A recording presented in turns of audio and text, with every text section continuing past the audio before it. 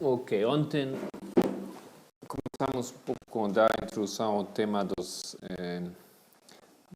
duas varas e somente eu queria colocar isso no marco histórico, Ezequiel 36. Vamos lá novamente.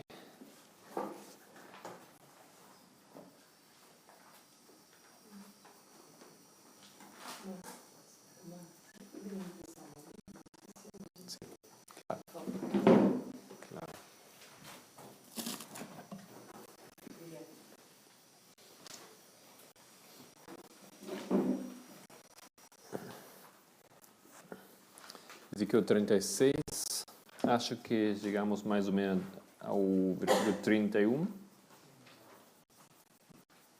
Versículo 30. Márcio, você pode começar a ler novamente o versículo 30. Ezequiel 36. E multiplicarei o fruto das árvores e a novidade do campo, para que nunca mais recebais o opróbrio da fome entre os gentios.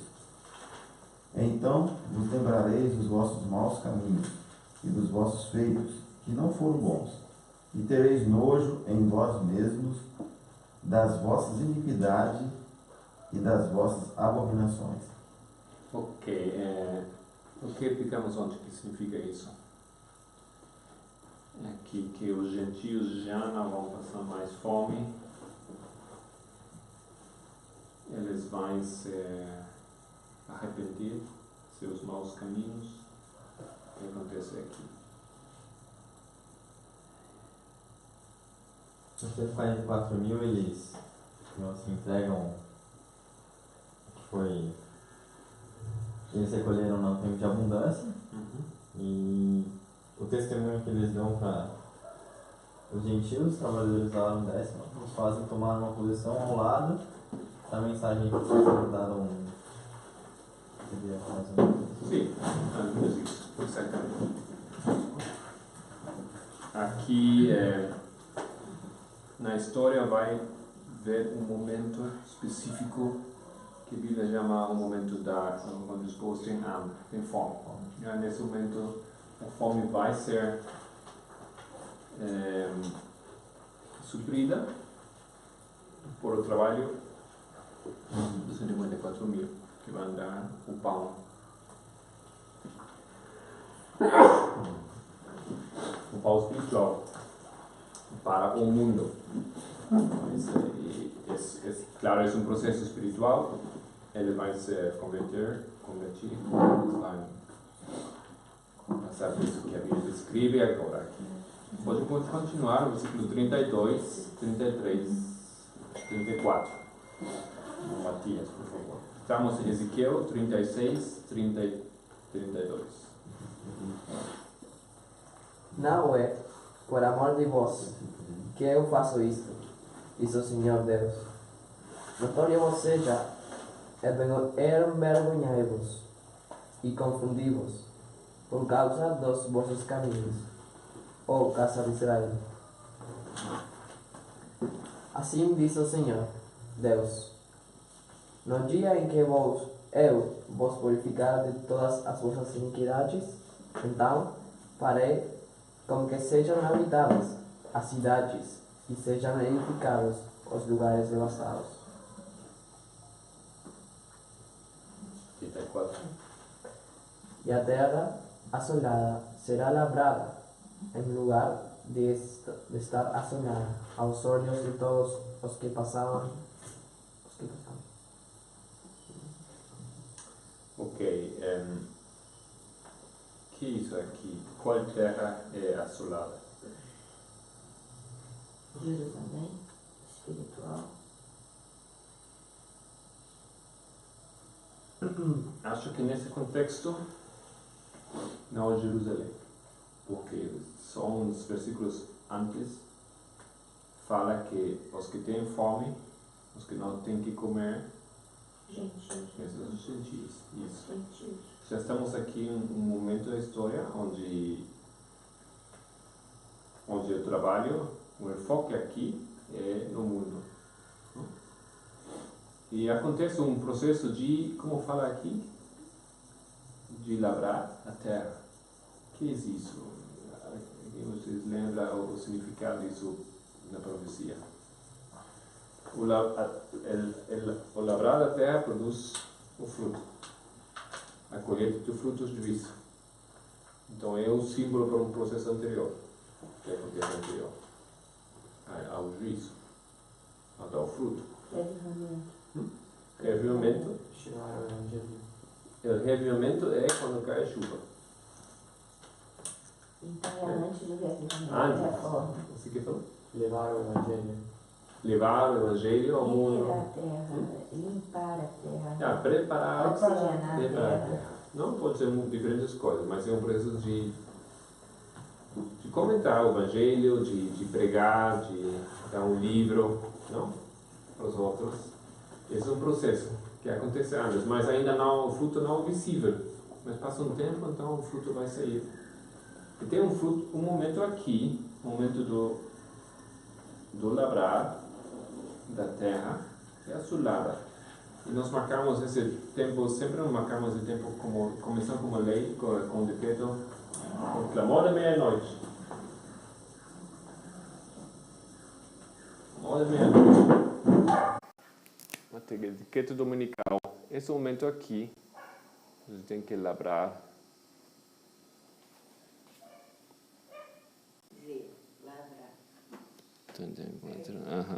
Lavrar. Lavrar a terra, ok? Mas isso aqui já não é o lavrar, nesse contexto aqui, Ezequiel 36, já não é o lavrar do povo de Deus, é o lavrar do mundo. Tem aqui antes um lavrar para os adventistas, ok? Aqui tem um lavrar agora para o povo no mundo. Então vai ter o fruto aqui. O adventista tinha tempo, estamos agora ainda no tempo de lavrar o mundo adventista. Pois temos que também, não? As igrejas, temos que fazer esse trabalho, temos que conectar com nossos irmãos, temos que lavrar. E tem que ter o fruto aqui. Ou depende, o fruto aqui. Porta fecha. Mas o lavrar para o mundo acontece quando clamou na meia-noite. Os acontecimentos vão funcionar como um lavrar. O povo de Deus que se levanta, que responde à perseguição que existe já aqui, que vai existir. Os testemunhos, tudo isso vai ser um lavrar para o mundo e vai ter o fruto aqui. Ok? Tem que ser assim, porque... Tem que ser assim. Versículo 33. No dia em que eu vos purificar de todas as vossas iniquidades. E isso vai ser com a perseguição, com o clamor de meia-noite antes. Sim. Tudo isso é a purificação do povo de Deus. A terra que é assolada vai ser lavrada. Mana Rossi, você pode ler o resto? Sim? E dirão: esta terra assolada ficou como o jardim do Éden, e as cidades solitárias e assoladas e destruídas estão fortalecidas e habitadas. Então saberão os gentios que tiverem ficado ao redor de vós, que eu, o Senhor, tenho reedificado as cidades destruídas e plantado o que estava devastado. Eu, o Senhor, o disse e o farei. Assim diz o Senhor Deus. Ainda por isso serei solicitado pela casa de Israel, que lhe o faça. Multiplicar-lhes-ei os homens, como a um rebanho, como o rebanho santificado, como o rebanho de Jerusalém nas suas solenidades. Assim as cidades desertas se encherão de rebanhos e de homens, e saberão que eu sou o Senhor. Ok. Alguém de vocês apresentou o tema dos últimos reis de Israel? Aham. Eu acredito que tenha sido a Fábia. A Fábia, não? Ok. Fábia é aqui Alguém já colocou? Não, do lado direito, aqui do lado. Os últimos. Aí são os primeiros. Então, primeiros reis de... Apresentou os últimos. Ou a mesma coisa que nesse ponto que eu queria fazer, porque esse é o ponto aqui da história de Jeroboão, ok? Acho que vamos ver isso agora com a apresentação de Lincoln. Jeroboão. Jeroboão significa quê? Convention, flock, review, Não flock. O que é flock? Rebanho. Isso que acontece aqui.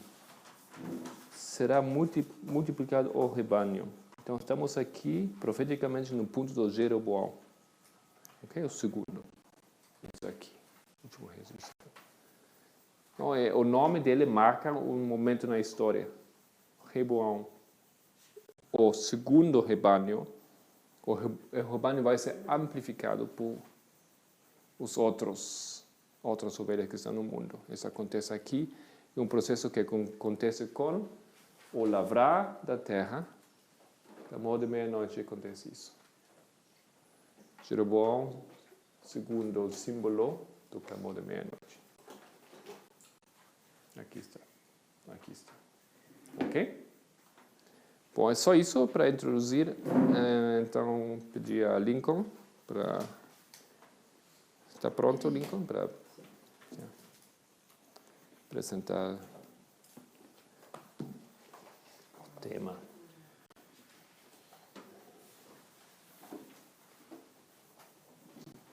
Você vai se sentar ou só vai estar aqui ficando parado? Eu acho que talvez eu sente.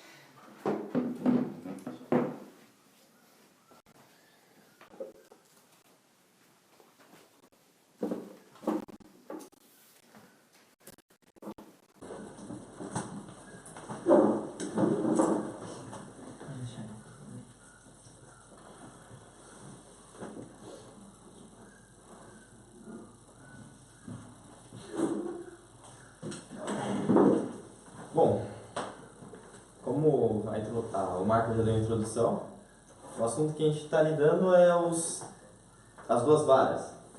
E nós encontramos esse assunto em Ezequiel 37. Nós lemos ontem, mas eu acho que seria bom ler novamente. Ezequiel 37, verso 15 em diante.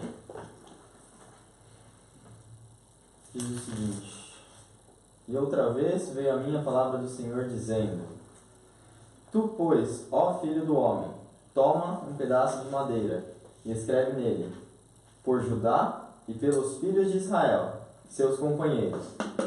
E toma outro pedaço de madeira e escreve nele, por José, vara de Efraim, e por toda a casa de Israel, seus companheiros. E ajunta um ao outro, para que se unam e se tornem uma só vara na tua mão. Bom, no verso 17 ele fala para o profeta ajuntar essas duas varas em sua mão para que se tornem uma só. E o motivo dele ser ordenado a fazer isso é porque em algum momento as varas haviam se separado. Como nós vimos na explicação da Ana, no reinado de Roboão, que foi o filho de Salomão, houve uma separação entre o reino de Israel, nas 10 tribos do norte e as 2 tribos do sul, no caso conhecidas por nomes Judá, Efraim ou Samaria, as 10 tribos do norte. E eu vou ler um texto que está no Grande Conflito, página 343, parágrafo 1.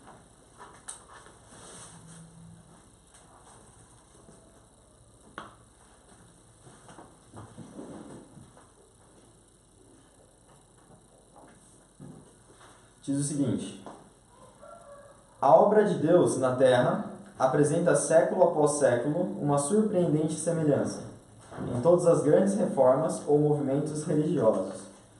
Os princípios envolvidos no trato de Deus com os homens são sempre os mesmos. Os movimentos importantes do presente têm seu paralelo nos do passado, E a experiência da Igreja nos séculos antigos encerra lições de grande valor para o nosso tempo.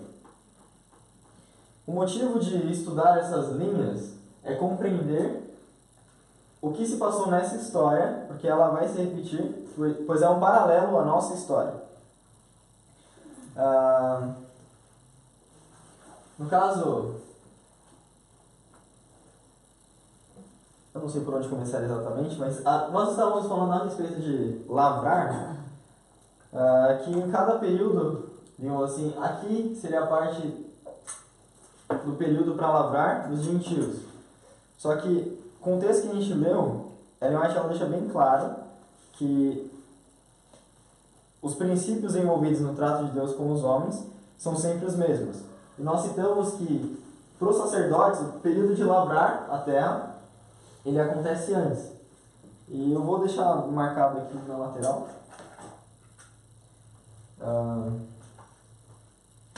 Para os sacerdotes,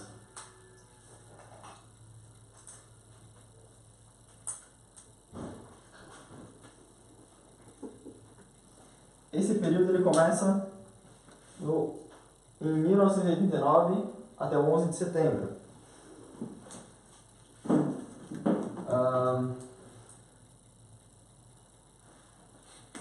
Eu vou ler Oséias antes de continuar. Oséias 10, verso 12.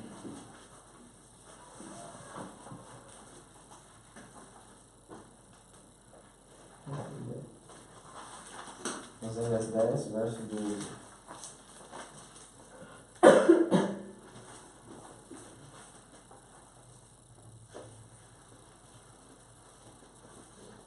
Semeai para vós injustiça, colhei segundo a misericórdia, lavrai o campo ao queivado, porque é tempo de buscar ao Senhor, até que venha a chuva, a justiça sobre nós, e chova a justiça sobre nós. Certo.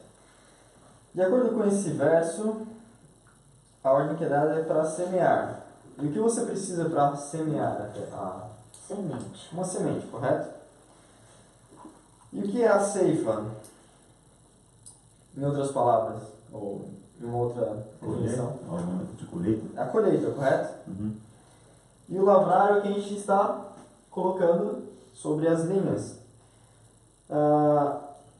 O lavrar é, digamos assim, o preparar do terreno, de acordo com a parábola do semeador, o coração, para a recepção da semente, que é a palavra de Deus.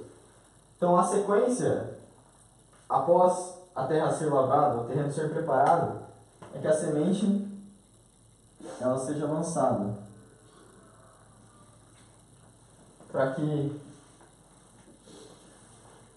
a colheita possa acontecer. Mas por que a chuva é importante nesse processo? Para poder brotar. Para poder brotar. E em que momento essa chuva cai na linha dos sacerdotes? A partir desse momento, certo? Mas, no caso, existe possibilidade de você ter a semente, a palavra de Deus, compreender a mensagem e ainda assim se opor a ela? Sim.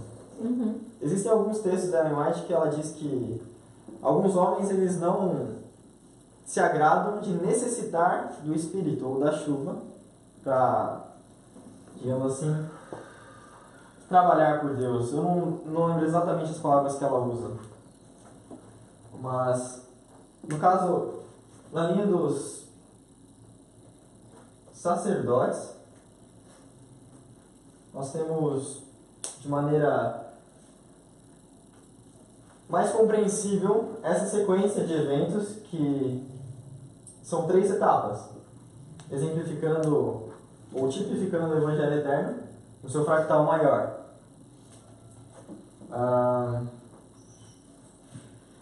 Nós sabemos, pelos estudos que fizemos até agora, eu não vou entrar muito em detalhe, mas que a porta se fecha para os sacerdotes à meia-noite, mas ela termina no clamor da meia-noite. Isso é um ponto e um período na história.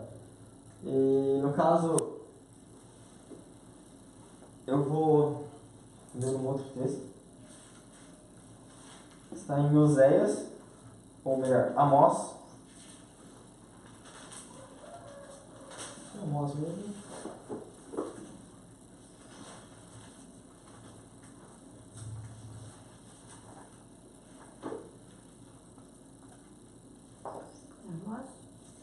Amós, capítulo 9.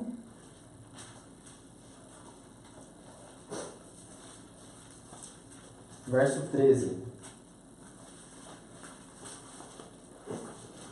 Eis que vem dias, diz o Senhor, em que o que lavra alcançará ao que cega, e o que pisa as uvas ao que lança a semente. E os montes destilarão mosto, e todos os outeiros se derreterão. Aqui no caso, eu vou seguir uma sequência que a gente já conhece. Os sacerdotes, eles são os primeiros a serem testados, e na sequência temos os levitas,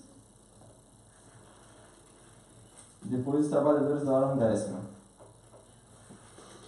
Começando pela lógica inversa e seguindo essas 3 etapas, nós temos um exemplo maior aqui da linha incompleta, mas em que momento para os levitas se fecha a porta da graça? Ou acaba o tempo para que eles sejam testados? Na lei dominical, certo? Então, esse momento, entre o clamor da meia-noite e o decreto dominical, é o momento da colheita para os levitas. E seguindo a lógica do final aqui dessa linha para o início, nós temos que o trato de Deus com os homens é sempre o mesmo, então nós temos o semear aqui, e também a chuva, e o lavrar da terra.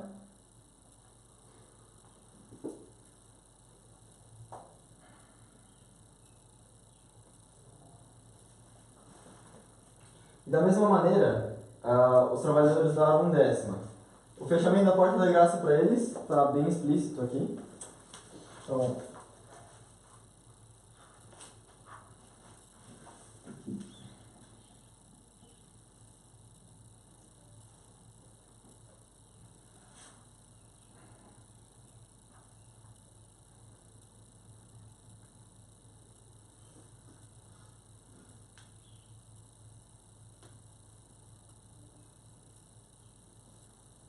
o verso ele está dizendo que eis que vem dias, diz o Senhor, em que o que lavra alcançará o que cega, e o que pisa as uvas ao que lança a semente.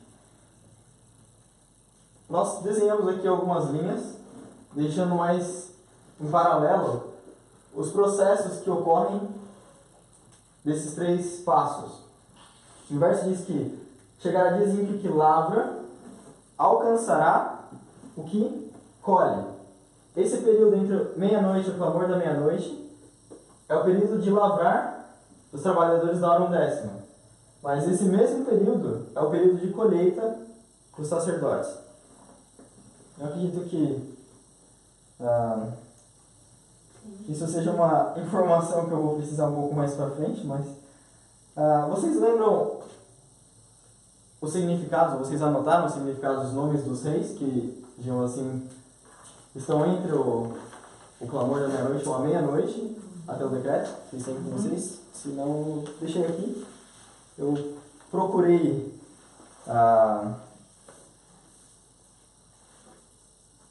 trabalhar em cima do português, mas nem sempre eu consegui achar as palavras corretas, porque uma palavra significa em inglês, significam algumas coisas em português, e seria mais fácil para eu me organizar com o inglês, mas eu posso traduzir depois os significados, se alguém precisar.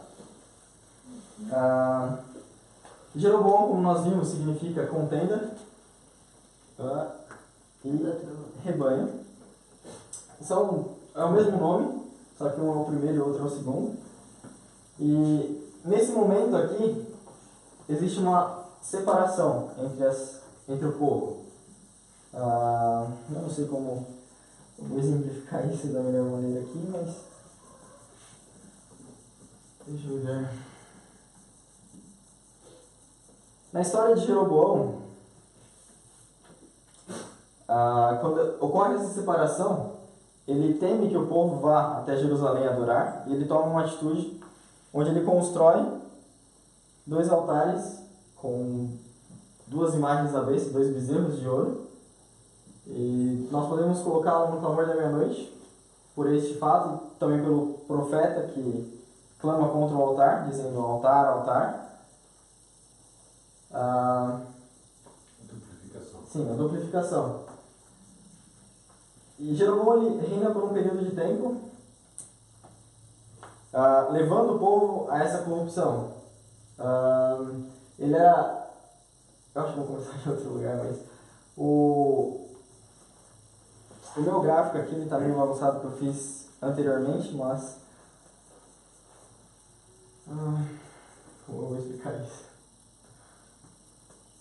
Jeroboão ele é um símbolo do que vai ocorrer no período entre o clamor da meia-noite e o decreto dominical, no estabelecimento da marca da besta.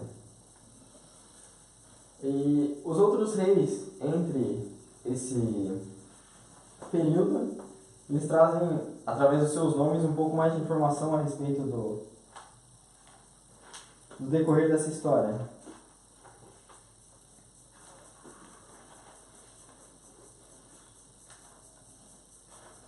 Ezequiel 37, eu vou voltar para lá.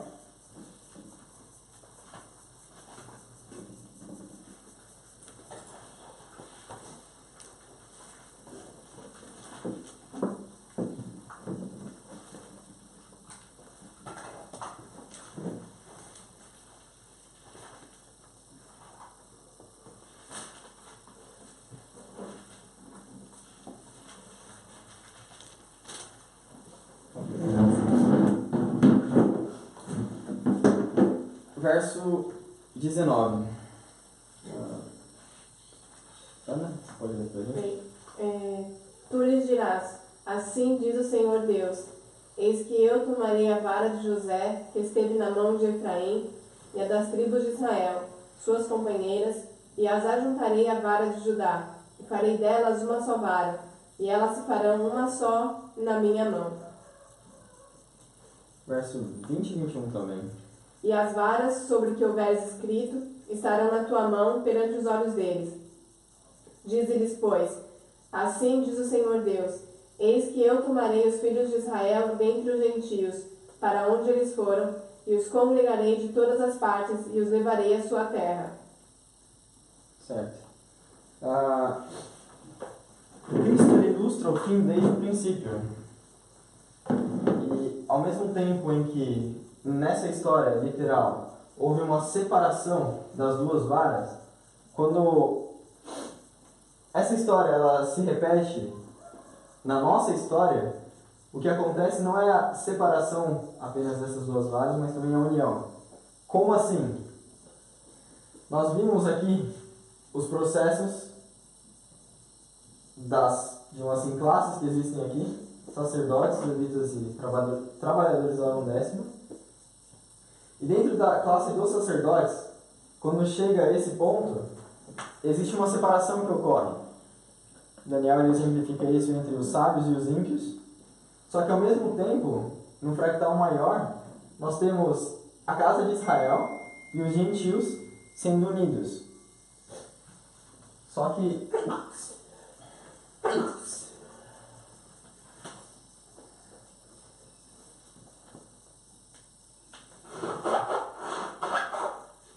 bom,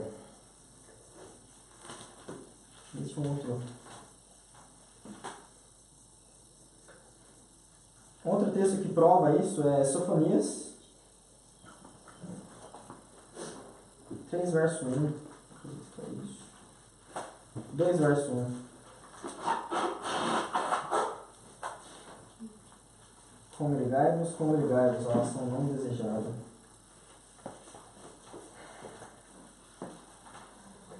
Mas o que atrai os gentios ao povo de Deus?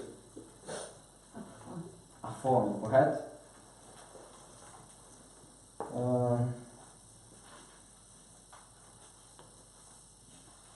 E dentro do povo de Deus,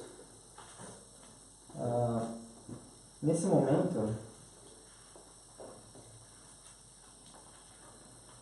existe um processo que Ellen White descreve como sendo... não me recordo as palavras agora. Meu celular.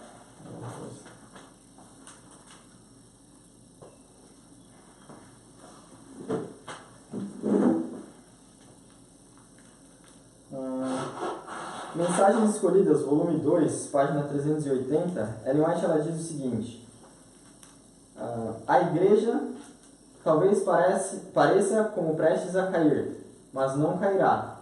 Ela permanece, ao passo que os pecadores de Sião serão lançados fora no joeiramento. A palha separada do trigo precioso. É esse um transe terrível. Não obstante, importa que tenha lugar. Ninguém, senão os que venceram pelo sangue do Cordeiro e a palavra de seu testemunho, será encontrado com os leais e fiéis, sem mácula nem ruga de pecado. Que palavra foi isso? Deixa eu encontrar aqui.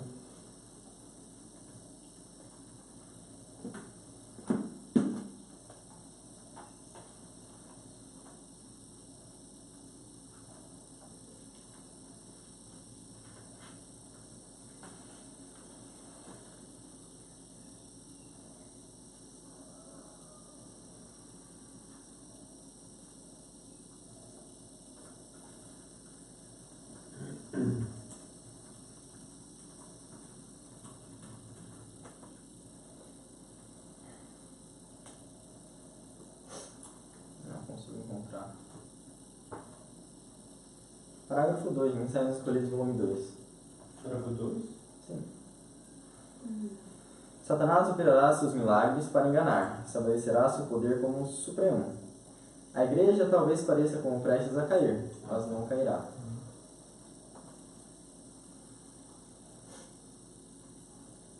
Um trecho que eu acabei pulando de Amós 9. Qual? Amós 9, ele fala a respeito desse processo, porque a igreja, em alguns momentos na Bíblia, Deus ele fala que ele vai destruir Jerusalém, mas ao mesmo tempo ele vai poupar um povo. E um desses textos está em Amós.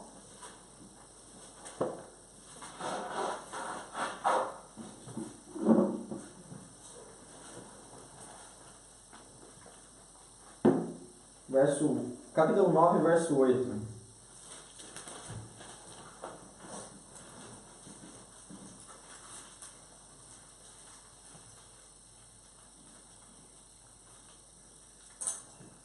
Diz o seguinte: eis que os olhos do Senhor Deus estão contra este reino pecador, e eu destruirei de sobre a face da terra, mas não destruirei de todo a casa de Jacó, diz o Senhor. Então, ao mesmo tempo que ele vai destruir de sobre a face da terra o povo, que ele chama aqui de reino pecador, e um pouco mais para trás nós vimos que ele está se referindo às virgens, então esse é o povo de Deus, a igreja do sétimo dia. Ele não vai destruir de todo, ele vai deixar um remanescente ali. Esse remanescente vai formar a igreja triunfante. E são esses que vão alimentar o mundo no período de fome.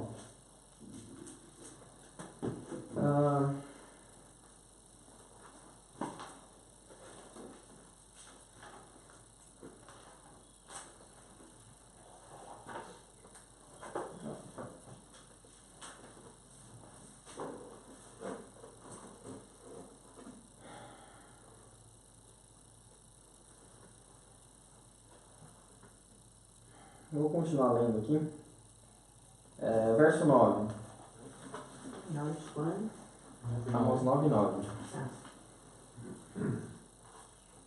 Porque eis que darei ordem, e sacudirei a casa de Israel entre todas as nações, assim como se sacode grão no crivo, sem que caia na terra um só grão. Todos os pecadores do meu povo morrerão à espada, os que dizem, não nos alcançará, nem nos encontrará o mal. Naquele dia, tornarei a levantar o tabernáculo caído de Davi, e repararei as suas brechas, e tornarei a levantar as suas ruínas, e o edificarei como nos dias da antiguidade. Nesse momento, onde a igreja triunfante ela começa, nós vemos que existe uma sacudidura dentro do povo, e na linha dos últimos reis de Judá, o rei Joaquim,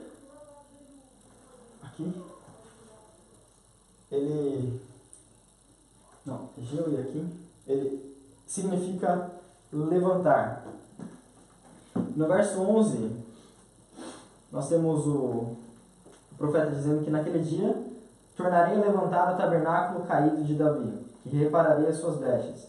Esse é o processo de restauração que, no caso, no clamor da meia-noite acontece, mas se inicia à meia-noite com o processo da colheita dos sacerdotes.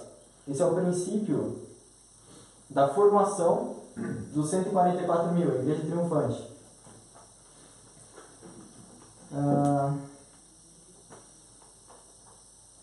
No verso 12 ele continua dizendo, para que possuam o restante de Edom e dos gentios, que são chamados pelo meu nome, diz o Senhor, que faz essas coisas.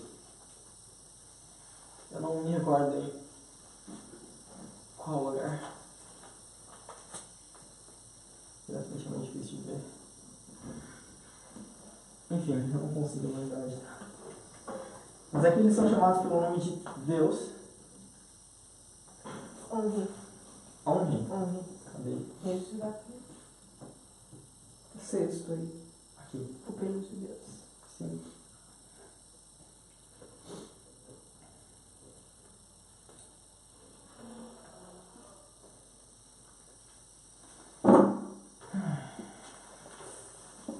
Não recordo.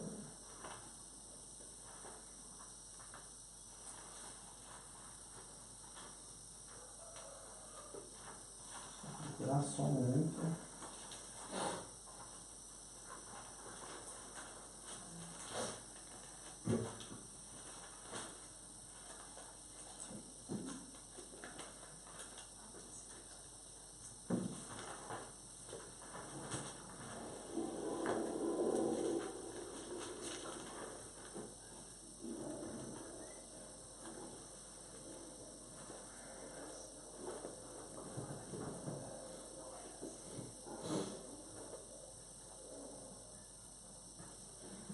Isaías 40, versículo 1.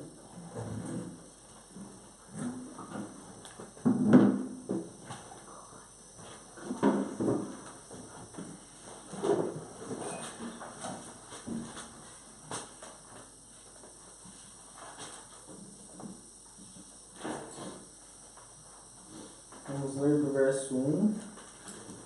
Qual? Isaías 40, do verso 1 até o verso 10. Do 1 até o 11. Consolai, consolai o meu povo, diz o vosso Deus. Falai ao coração de Jerusalém. Bradai-lhe que já é fim do tempo da sua milícia, que a sua iniquidade está perdoada e que já recebeu em dobro das mãos do Senhor por todos os seus pecados. Então, aqui nesse momento, esses versos nos trazem ao clamor da meia-noite e ao início da igreja triunfante. Pode continuar lendo. Vós do que clamam no deserto, preparai o caminho do Senhor, endireitai no ermo vereda a nosso Deus. Todo vale será exaltado, e todo monte e todo outeiro será batido. E o que é torcido se endireitará, e o que é áspero se aplanará. E a glória do Senhor se manifestará, e toda a carne juntamente haverá, pois a boca do Senhor o disse. Certo.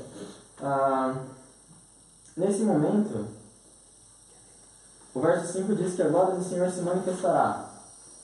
E pelo que eu compreendi desse trecho, a partir desse momento a glória de Deus é visível aonde? No povo, digamos assim, remanescente, na igreja triunfante. E o verso 6 diz, uma voz diz, clama, e alguém disse, que hei de clamar? Toda a carne é erva, e toda a sua beleza como a flor do campo. Seca-se a erva e cai a flor, soprando nela o Espírito do Senhor. Na verdade, o povo é erva. Então, nesse momento, o povo remanescente, eles recebem uma mensagem a ser dada ao mundo. E essa mensagem consiste no secar da erva e cair a flor. A pergunta que o ponto que eu quero chegar é por que a erva se seca? Deixa de ser ela para passar a ser Deus. Talvez. Mas tem um... Naturalmente falando, por que a erva se seca? Faltou água. Faltou água. No princípio, nós lemos Oséias a respeito dos 3 passos e a chuva. Então, a partir desse momento, de acordo com o verso 7, a erva é o povo, então o povo que não recebeu a chuva, ele começa a se secar.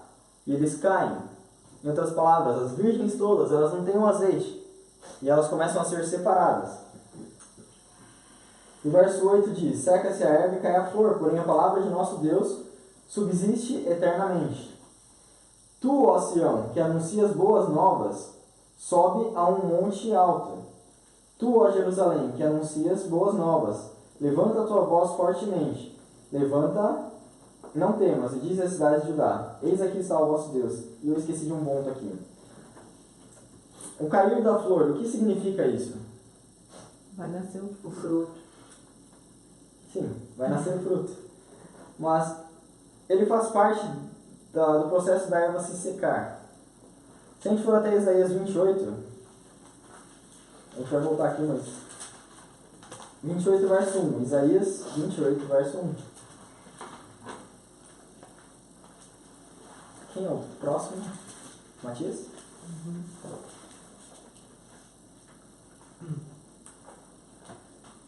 Ai da coroa de soberbia dos vedados de Efraim, cuyo glorioso ornamento é como a flor que cai, que está sobre a cabeça do fértil vale dos vencidos do vinho. Então, a flor é semelhante ao quê? De acordo com esse verso. A coroa, correto? Então, nesse momento, os bêbados do povo de Deus, eles permitem que a sua coroa caia. Em Apocalipse 3, verso 11, diz, eis que venho sem demora, guarda o que tens, para que ninguém tome a sua coroa. E, no caso, a coroa deles cai aonde?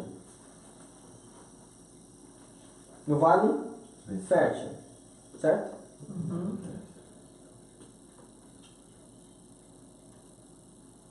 Verso 4 diz, e a flor caída do seu glorioso ornamento, que está sobre a cabeça do fértil vale, e que quem é esse vale fértil? 144 mil. Será como fruto temporão, antes do verão, que vendo alguém e tendo-o ainda na mão, o engole. Para que você o tenha na mão, você precisa pegar, tomar aquele fruto. E naquele momento, os que não se importaram em possuir a chuva, o Espírito de Deus, para levar a mensagem, eles permitem que as suas coroas caiam. E o povo que está sendo agregado aos 144 mil, na linha dos trabalhadores da hora 1/10, eles tomam essas coroas para, digamos assim, tomar a posição que foi, digamos assim, me fugiu a palavra agora, mas eles tomam a posição daqueles que recuaram na batalha. Porque a continuação do verso diz, naquele dia, o Senhor dos Exércitos será por coroa gloriosa e por diadema formosa para os restantes do seu povo. e por espírito de juízo para o que se assenta a julgar, e por fortaleza para os que fazem recuar a peleja até a porta. No caso, recuar a peleja até a porta, eles estão avançando para, digamos assim, a recompensa final que eles terão.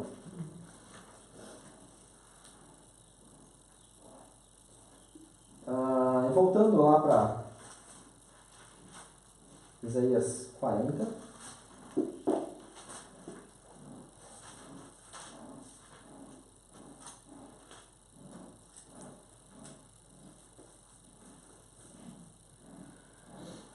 Verso 9. Tu, ó Sião, que anuncias boas novas, sobe a um monte alto. Tu, ó Jerusalém, que anuncias boas novas, levanta a tua voz fortemente. Levanta, não temas, e dize às cidades de Judá: eis que aqui está o vosso Deus. Eis que o Senhor Deus virá com poder, e seu braço dominará por ele. Eis que o seu galardão está com ele, e o seu salário diante da sua face. Como pastor, apacentará o seu rebanho. Entre os seus braços recolherá os cordeirinhos, e os levará no seu regaço. As que amamentam guiará suavemente.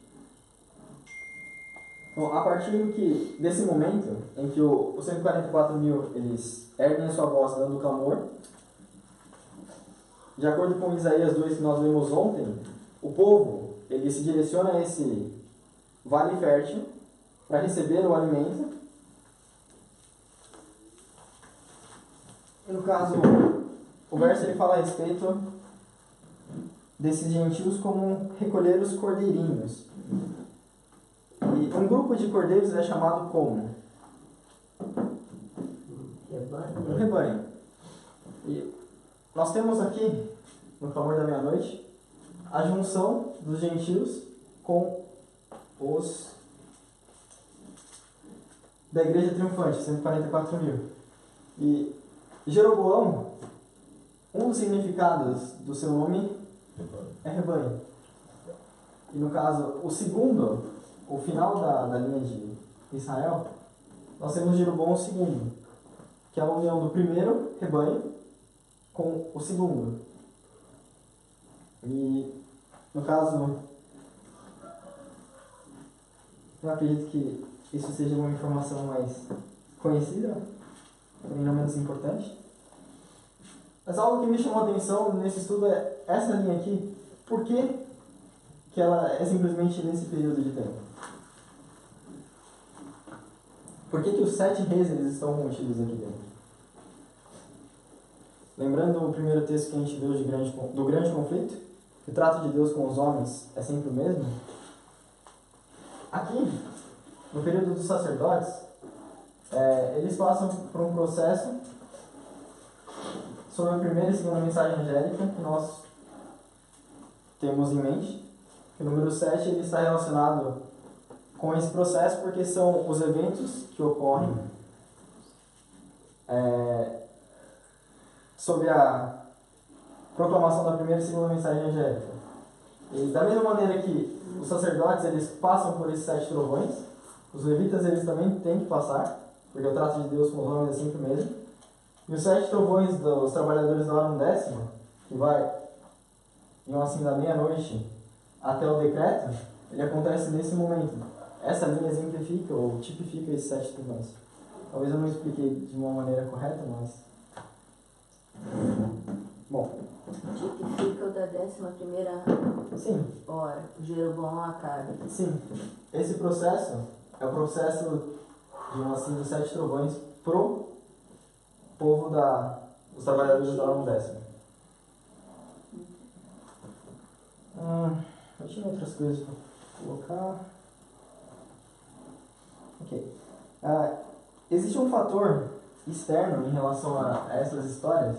O primeiro é em relação ao povo de Deus sendo unido, mas nós tivemos algumas aulas a respeito dos reis persas, onde esse é o período de Xerxes, e a partir daqui é o de Alexandre.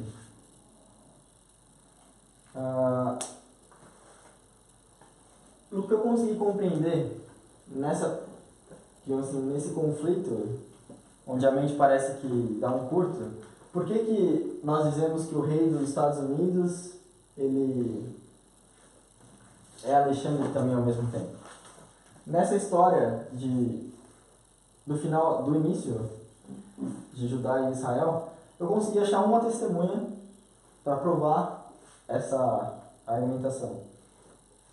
Seria Jeosafá, que é o rei de Judá.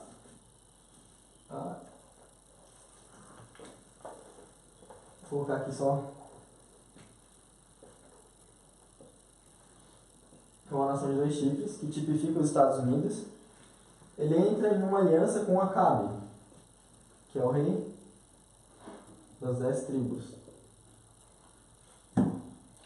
E na Bíblia, sempre quando existe uma aliança, não sempre, mas a aliança é tipificada pelo casamento. E no caso, Jeosafá, que era rei, ele se casou com a filha de Acabe.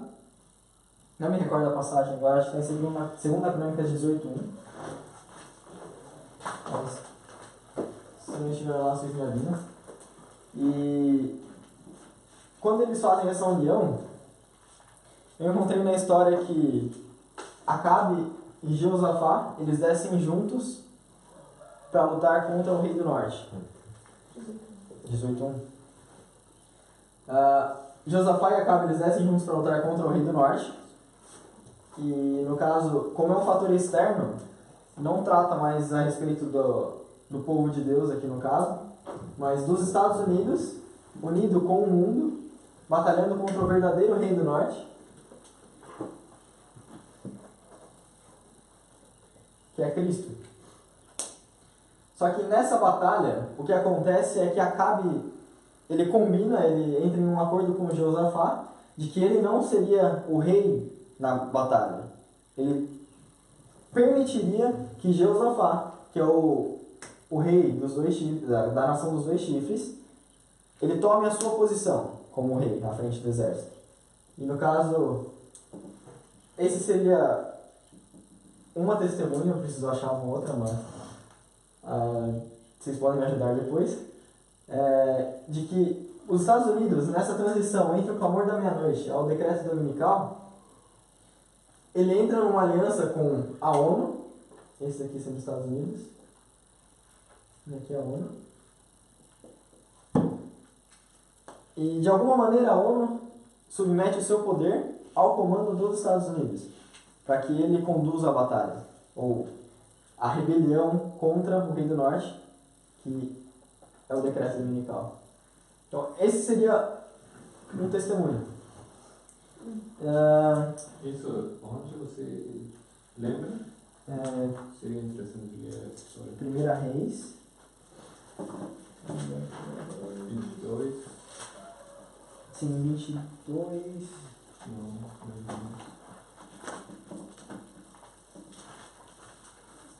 22, verso 29.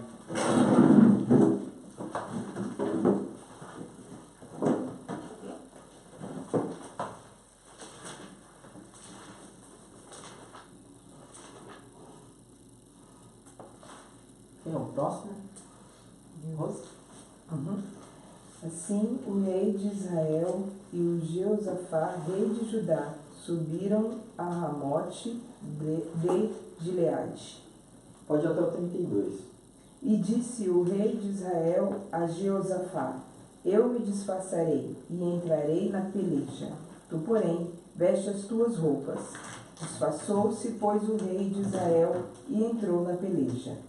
E o rei da Síria dera ordem aos capitães dos carros, que eram 32, dizendo: Não pelejareis nem contra pequeno, nem contra grande, mas só contra o rei de Israel. Sucedeu que, vendo os capitães dos carros a Jeosafá, disseram eles: Certamente este é o rei de Israel. E chegaram-se a ele para pelejar com ele. Porém, Jeosafá gritou. E sucedeu que, vendo os capitães dos carros, que não era o rei de Israel, deixaram de segui-lo. Ok. Bom, nesse caso, tá o exemplo que eu usei da história, onde Acabe ele permite que Josafá ele tome a frente, ele seja o comandante. Um pouquinho antes, no capítulo 22, a partir do verso 2 até o verso...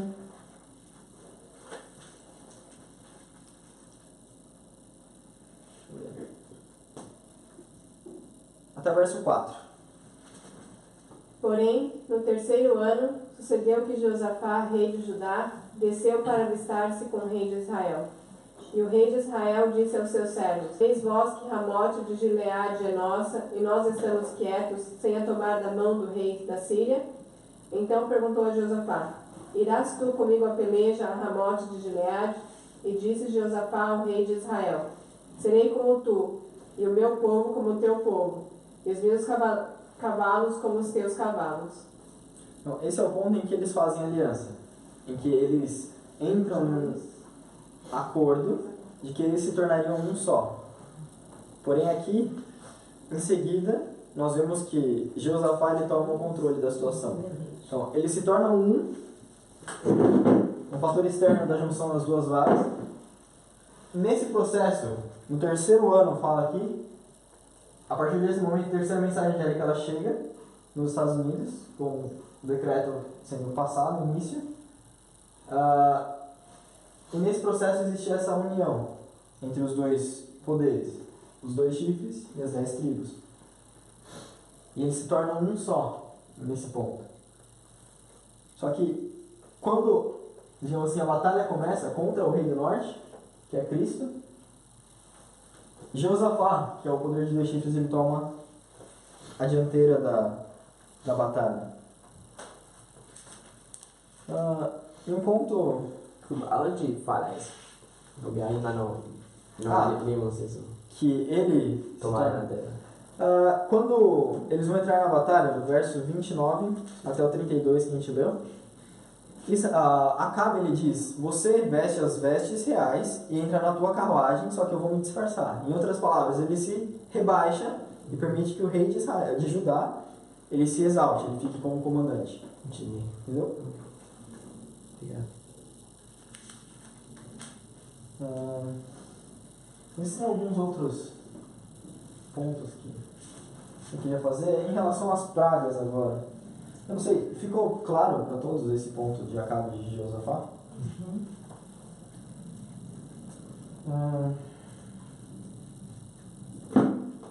Ok.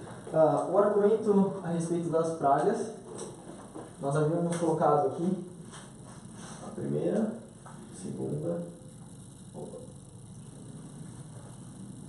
terceira, quarta, quinta e sexta, sétima, oitava, nona e décima. O argumento era que essas 4 últimas pragas talvez se repetissem nesse ponto da história. Nós temos um número 4 aqui, representado por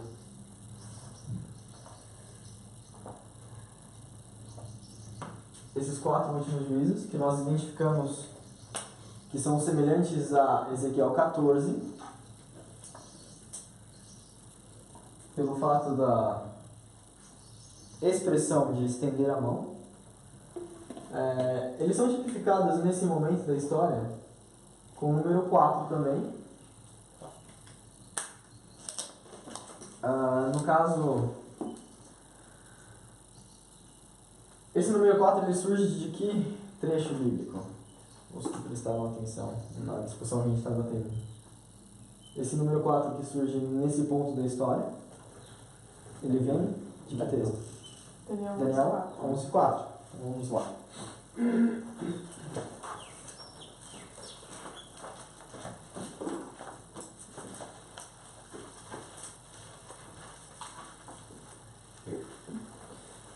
Próximo é Andrés?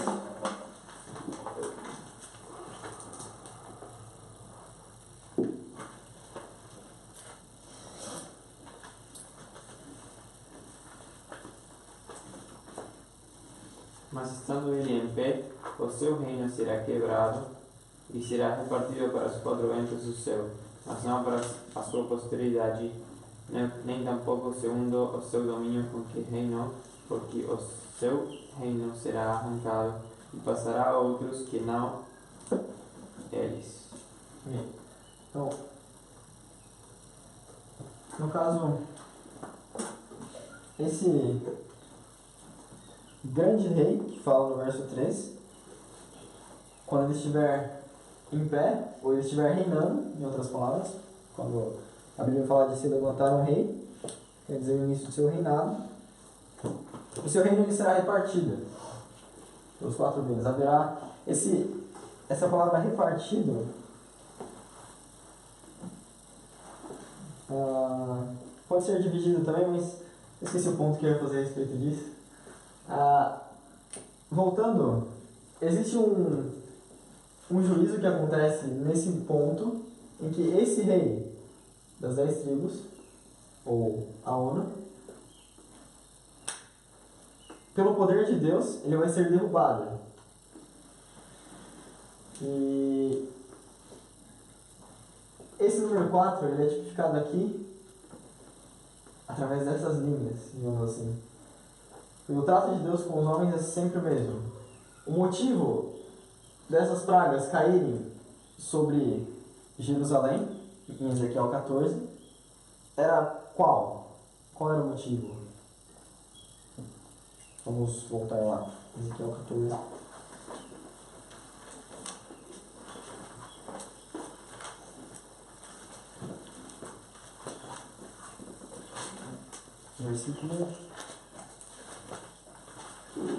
Verso 13.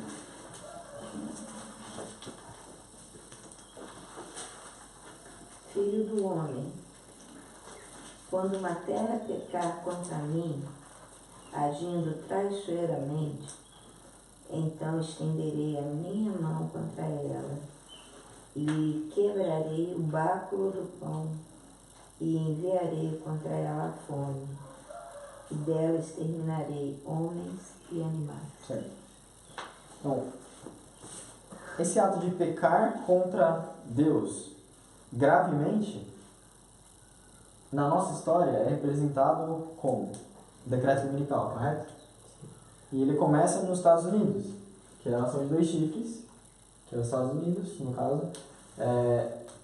Ellen White, ela tem uma citação, eu não lembro a referência, mas que ela diz que a apostasia nacional, por derrubar a Constituição, é seguida de ruína nacional. Então, no momento em que esse povo peca contra Deus gravemente, decretando a guarda do domingo como dia sagrado, os juízos caem para que eles sejam quebrados. E a ruína nacional acontece aqui. Só que da mesma maneira, o mundo segue o exemplo dos Estados Unidos, e esses 4 maus juízos, eles são repetidos de alguma maneira aqui. Eu não sei explicar como agora, mas isso foi o que eu achei. Porque o trato de Deus com os homens é sempre o mesmo. E esse período do favor da meia-noite até o decreto, onde caem os 4 maus juízos de Deus sobre Jerusalém, sobre os Estados Unidos, ele está em paralelo com o decreto dominical até o fechamento da Porta da Graça, onde o número 4 ele aparece novamente. Eu não sei explicar exatamente como aplicar isso, eu sei que é um tipo, e existem algumas outras coisas, mas eu acho que vou parar por aqui. Um pouquinho. Bom, existe alguma dúvida, alguma pergunta, algum acréscimo que vocês queiram fazer? Eu gostaria de fazer uma pergunta. Pode dizer. A gente estava falando das 2 varas, né? Certo. Eu não vi as 2 varas, não. Não. Ok. Desculpa por isso, mas no caso. Não. As 2 varas, elas são representadas pelos povos, digamos assim, Judá, Sim. que são os 2 chifres, e José, ou Efraim, que são as 10 tribos do norte. Sim. E dentro da história que a gente veio estudando nas linhas, o clamor da meia-noite, ele é o momento em que o Jeroboão ele faz as duas imagens para que o povo, ou melhor, o clamor da meia-noite é o momento em que o reino é dividido e existem, não sei dizer se duas classes, mas existe uma separação entre o povo de Deus. Esses 10, eles são espalhados entre os povos, digamos assim, na história geral, falando, é a do 2520. E a junção deles novamente ao povo de Deus, ele só acontece na nossa história. Bom, o nome que é atribuído a eles após essa separação, acredito que seja gentios. Se eu estiver errado, me corrijam.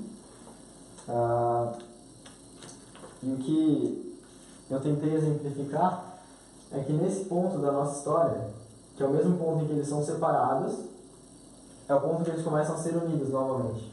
Eu não sei se isso ficou muito claro. Eu não sei exatamente como.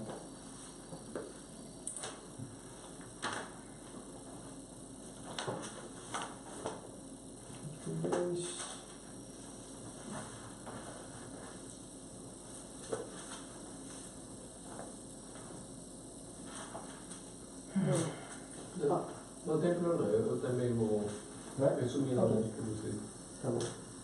falou um pouco aí. Sem problema, então. Peço desculpa. Difícil mesmo. É complicado, né? É muito difícil.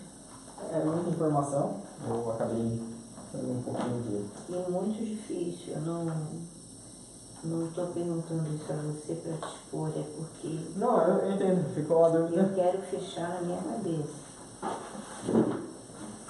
Muito obrigado, Lincoln. Na verdade, acho mais que eu esperava. Você entrou muito em detalhe aqui. Muito obrigado por isso. Muito trabalho.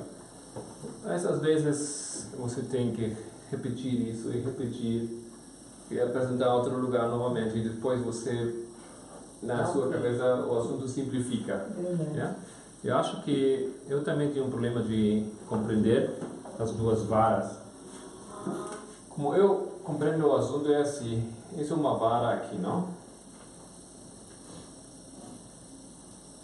E a Bíblia fala essa vara de Efraim, ou de Israel.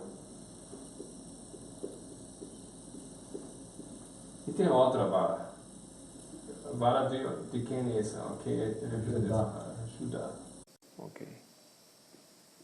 Não, o que tem que fazer o profeta com as duas varas? Juntar. Se você junta duas varas, se você tem o trabalho de juntar duas varas, como você faria nisso? Que isso? Trabalhando a terra. Enxerto. Não como símbolo, mas assim, prático, literal. Você coloca aquela vara aqui, ou aqui, não? E você amarra, ok? Não é isso que você faria, não? Essa é a maneira mais prática. Não vamos fazer isso aqui, não vamos colocar os dois, porque se você não aproveita tampouco, não? Das duas varas. É uma maneira, talvez, de ver o assunto tipográfico. Você coloca uma vara em cima da outra. Você aproveita, assim tem mais. E você tem que amarrar. E isso é o que acontece em um momento específico. A vara é Efraim, a outra vara é Judá. Mas não é toda a história de Efraim e tampouco é toda a história de Judá. É somente um pedaço. É somente a vara de Efraim, essa história aqui. Essa história aqui. Jeroboão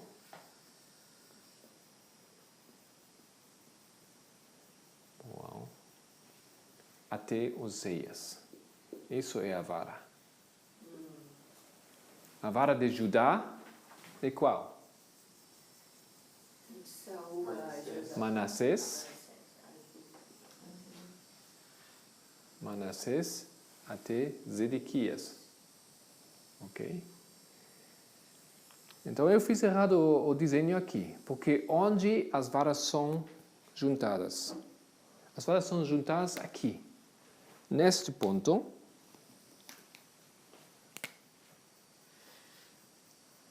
E neste ponto, que é neste ponto aqui e este ponto. Aqui faz o amarramento nessas histórias aqui. Por quê? Historicamente, cronologicamente, não funciona. Nós estamos fazendo uma cronologia, porque não reinaram ao mesmo tempo. É outra história. Deixa-me então simplesmente... Não está bom porque... Quase. Estava entendendo, mas agora vai entender ainda mais. Ok? Essa é a história. Vou colocar isso aqui em cima. Esse desafio isso aqui. Joaquim. É Joaquim e Zedequias. Não sei o que. Joaquim. Zedequias. E outra vara é Jeroboão e Zacarias. Ok? Esses são os dois pontos onde são juntados. Esses dois pontos. Por quê? Cronologicamente, essa vara não é aqui, é aqui. Não tem nada a ver com cronologia. Não são reis paralelos. Não estamos falando disso. Não, eles não... Aqui tem os reis paralelos, Josafá e Acabe. Eles trabalham juntos, fez um juntamento, mas isso não é o assunto aqui dessa história. Tem mais uma combinação profética, espiritual. Por quê? Joaquim significa quê? Número 6. Terry. Então, ele é o símbolo de que momento na história? Clamor da meia-noite. Joaquim simboliza o clamor da meia-noite. Jeroboão significa quê? Flock, content. Ele é também símbolo de quê? Clamor da meia-noite. Zedequias significa quê? Purificado. Não? Ele é símbolo de queda dominical. Desculpa, para Jeroboão falar que é o clamor da meia-noite, como faz? Flock. Como flock, esse é o rebanho, aí se junta o rebanho do Senhor, eu acho. Por quê? Porque clamor da meia-noite é... Não, Jeroboão, Tem várias coisas, não? ele edifica dois bezerros de ouro. No momento em que ele faz isso, um profeta é enviado de Judá até Samaria para repreender, e ele clama contra aquele tipo de adoração, dizendo altar, altar. E tem alguns outros. A duplicação aqui em Jeroboão é muito evidente. Tem vários, né? Não. Hã? Tem vários. Sim, tem vários testemunhos para a duplicação. Yes. E a Zacarias, símbolo de quê? Zacarias. 2 aí, 7. Aqui. Do outro lado. Outro lado. 2. Zacarias. Jeová remembers. Não? A marca. Já falamos isso, é símbolo também de que é dominical. Aqui.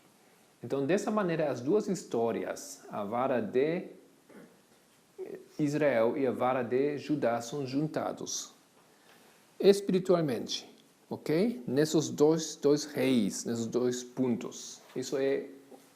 E isso acontece, isso é também o símbolo do atamento, não? Eu acho, e o atamento acontece aqui nesse momento da história, entre clamor meia-noite e do que dominicai. Mas por quê? O que eles representam eles? A quem representam eles? Isso aqui, Judá. símbolo, povo de Deus.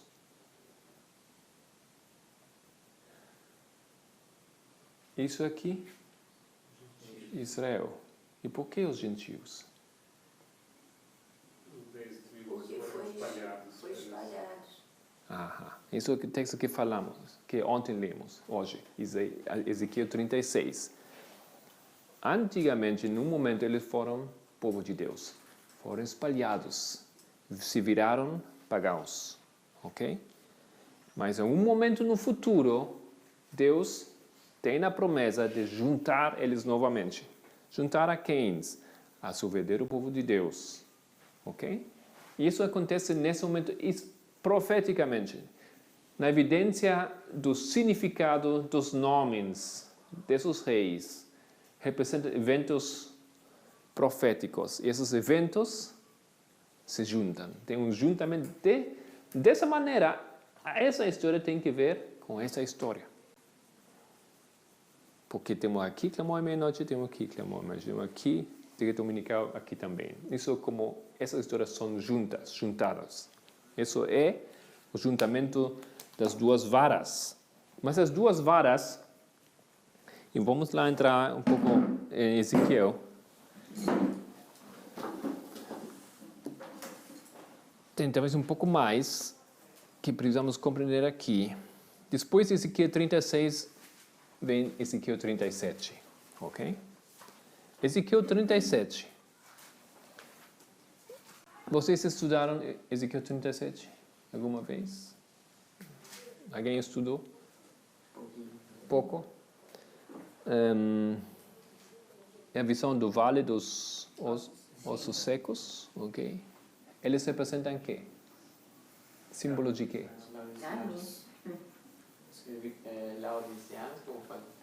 Laodicea, povo de Deus. Ele não vai falar é o mundo, mas também o nosso povo, ele fala.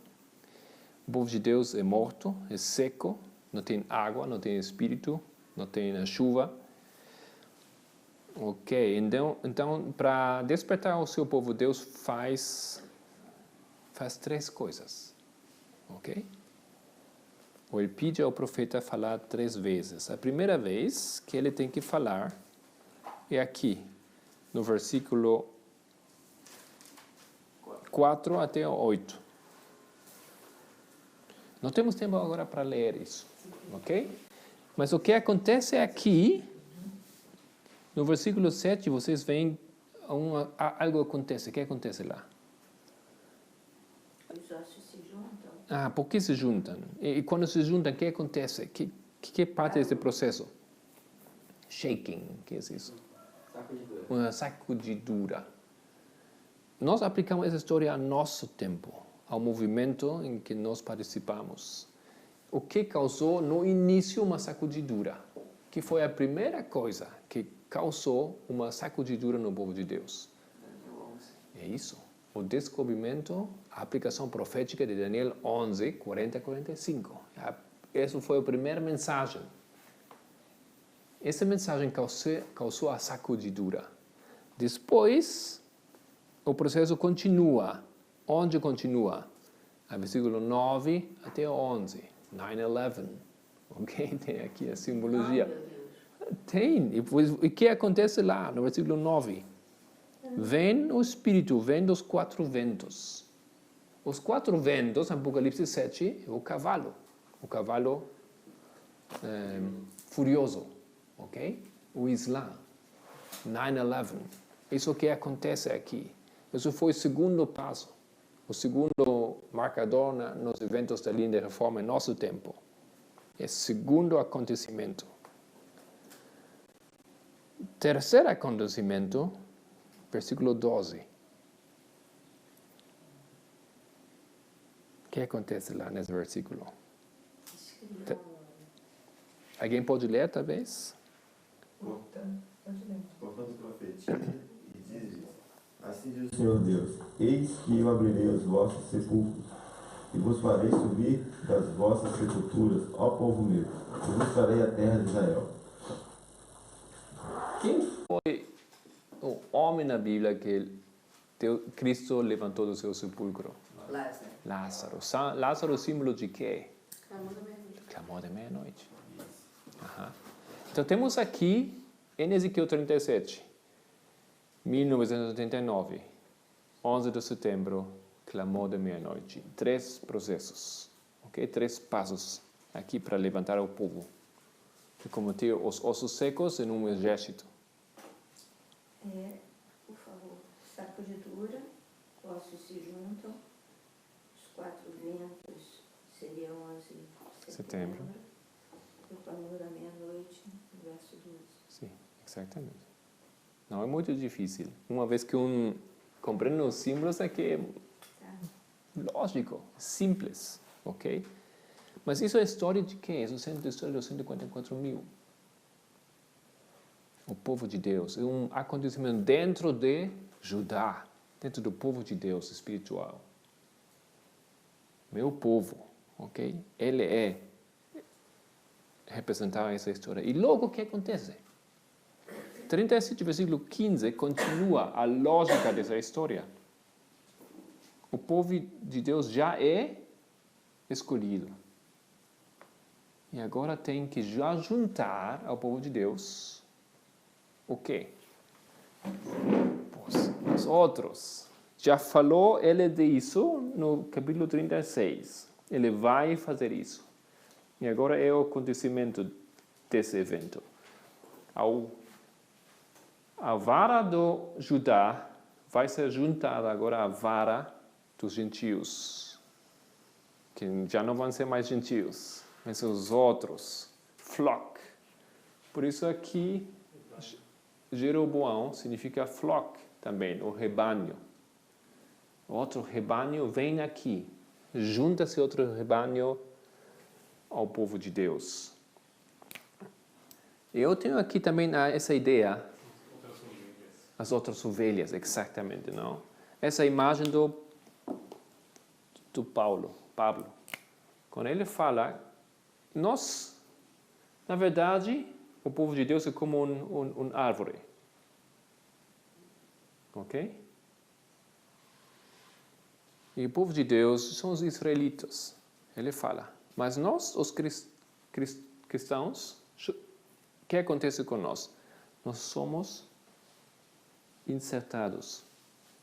Você lembra disso? Uhum. Ele fala, é como uma vara e a outra vara se junta, mas aquela vara logo cresce grande e é a vara, não? É um pouco essa ideia, a ideia das madeiras se juntar e dessa maneira formar um povo novo, completo. Uma pergunta? Pode-se dizer então que para a vara de Israel gentios, Ezequiel 37, Judá, povo 37 para Judá, povo de Deus, e Israel, gentios, o 36, Ezequiel 36. Sim, isso diz aqui 37, mas isso também, isso 37.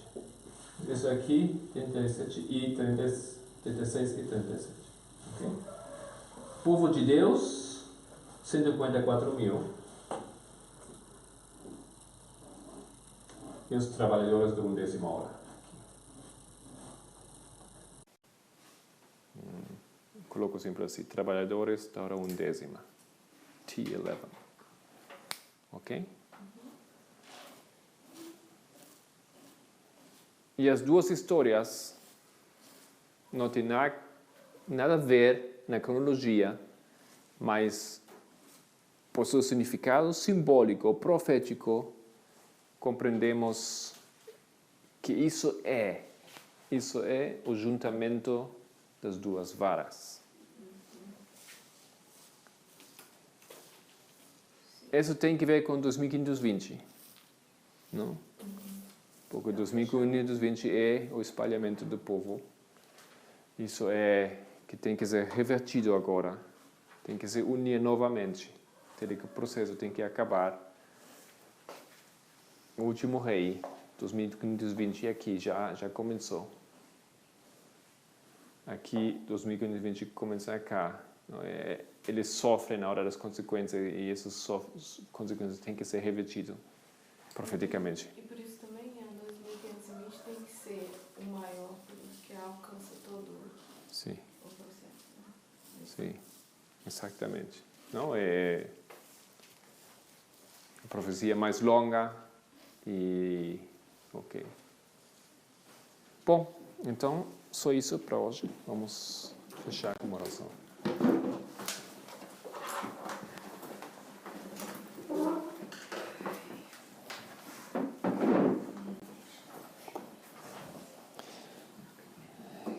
Querido Pai, te agradecemos. A tua Bíblia é realmente um tesouro. Podendo cavar um pouco mais, querido Senhor, temos aqui uma quantidade de informações incríveis, mas que se juntam e que fazem um sistema absolutamente completo. E para nós, cada vez nos surpreendemos como tudo isso funciona. Querido Senhor, achamos-nos privilegiados de compreender isso. Ajuda-nos a compreender realmente, compreender a aplicação disso para nossas vidas e poder isso compartilhar. Pelo nome de Jesus, te agradecemos. Amém.